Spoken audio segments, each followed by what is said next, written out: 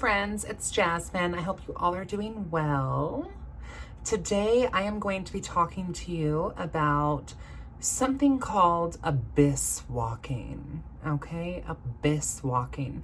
Now, this is a practice that you may or may not have heard of.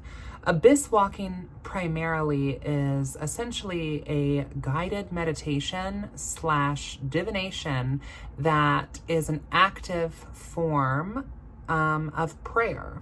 Abyss walking is something that witches can practice, whether you are in a coven, whether you are in a group of witches, or whether you are a solitary witch or a solitary practitioner.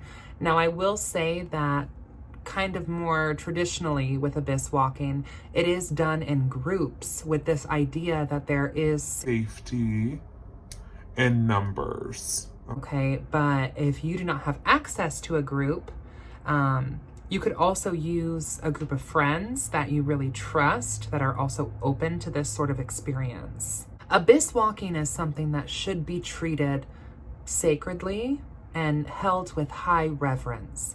Abyss walking is something that is going to essentially create a liminal space or an other space, and it is not something that should be taken lightly by any means.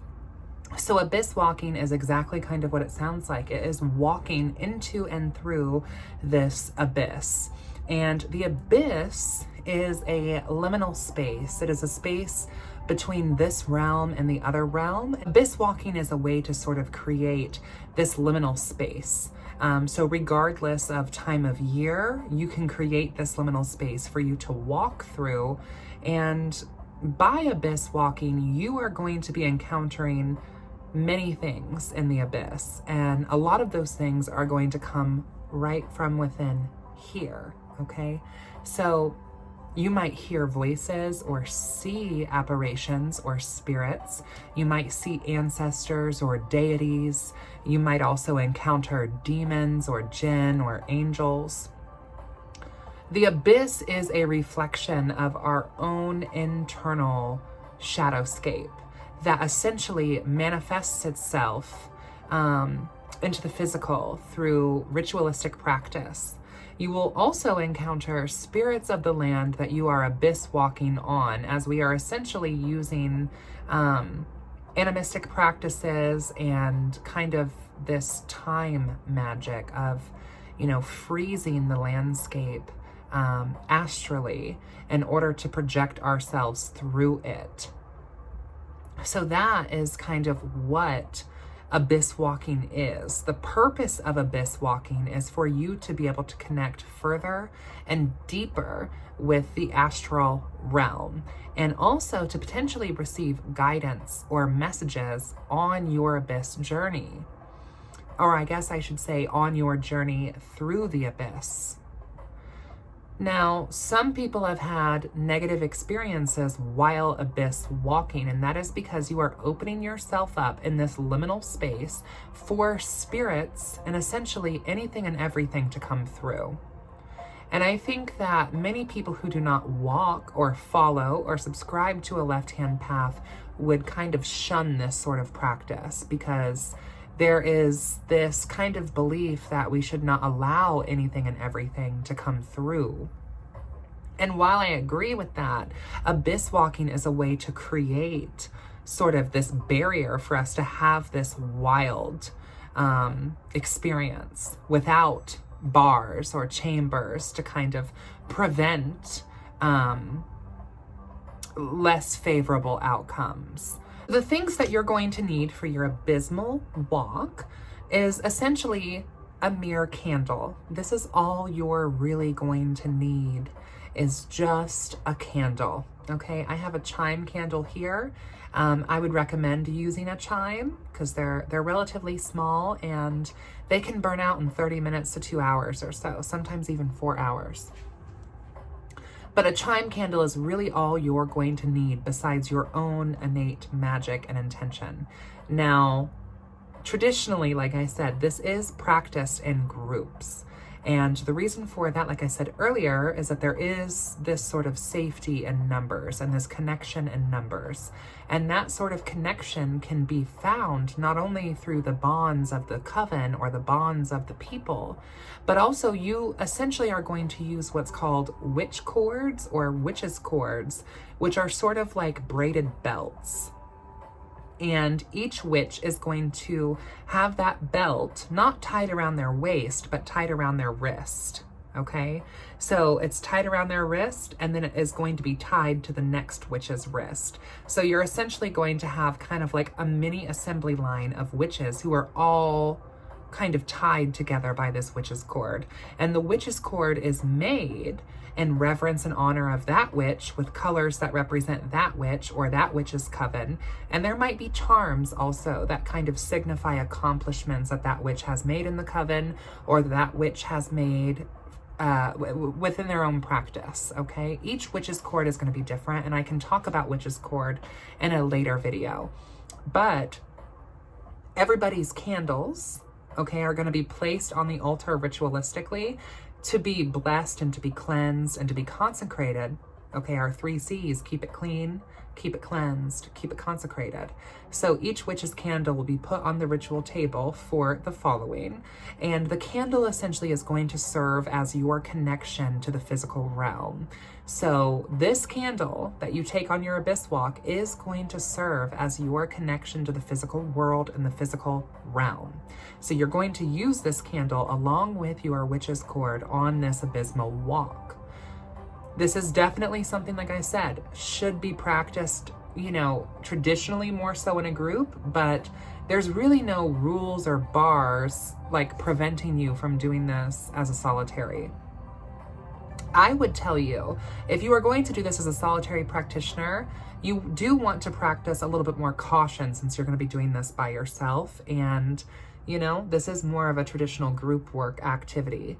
I wanted to put this video out there because there isn't a lot of content about group style magic or group ritual here on, you know, social media, whether it be YouTube, Facebook, Patreon, Instagram, whatever. So I wanted to put this video out there to kind of like talk a little bit about how I have done abysmal walking, how my coven has done abysmal walking, and what it has done for us. As I said, this is a practice predominantly found throughout the more left-hand path practice. And if you are not a subscriber to that philosophy or ideology, then this might not be for you, and that's okay. It doesn't have to be for you. But if you are interested in having an intense spiritual experience, abysmal walking is something that can definitely offer you that, as well as guidance and connection to not only your ancestors, but the spirits of the physical and the astral as well. And I think that it is definitely kind of a feat of strength for witches to go through, as it does test all of your senses, okay?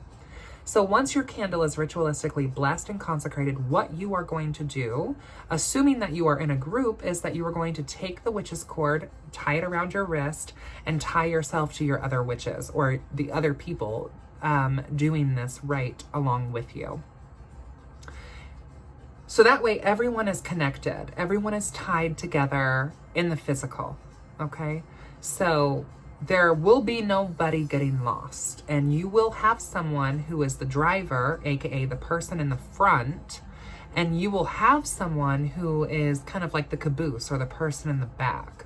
So ideally you would want to put people who are more comfortable in the front and in the back, and people who might be a little bit more nervous towards the middle, okay?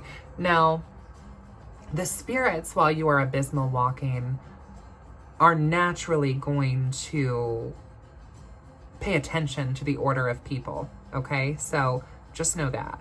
Now, where you are going to be abysmal walking should be someplace free of light. So this is definitely something that you would be doing in the evening, at night, once the sun has gone down. And this is also something that you should be doing out in nature. So you don't really abysmal walk necessarily in a man-made building or a structure. You abysmal walk out in the woods or on a coastline. My coven for our last retreat did this actually in like a woodland forest. That's what we did. And I would highly, highly recommend that you seek out some sort of woodland area in order to do this. The reason for that is because you are essentially creating ritualistically a space between this world and the other world, right? So you want a space that is undisturbed by the hands of man, if you know what I mean. Once everyone has gathered at the location that you are going to start at, what you want to do is you want to create a physical anchor to the space that you will return from. So you're going to enter in one way and come back the same way. So a physical anchor could be something like urine. So each person could urinate near the entranceway. It could also be something like, it needs to be some sort of bodily function. So it could be spit, it could be vomit, it could be urine, just whatever. You need some sort of physical body fluid, menstrual blood, whatever. Some sort of physical body fluid to anchor you back to the entranceway. This fluid from your body will contain your chi or your life essence and will also keep this portal, this doorway open, because that fluid is also going to be tied to you. So once everyone puts their bodily fluid near the entranceway, everyone is going to tie their witch's cord to their wrist and tie it to the next person. So I tie the witch's cord around my wrist and then take my cord and tie it to the next person's wrist, and then take that cord that has my cord and their cord, tie it around their wrist, take the excess, tie it to the next person. Does that make sense? So you're essentially creating this assembly line of witches' cords. Those witches' cords, like I said, are going to connect everybody, keep everybody together, and also further create a sympathetic link to each practitioner going on this abysmal walk.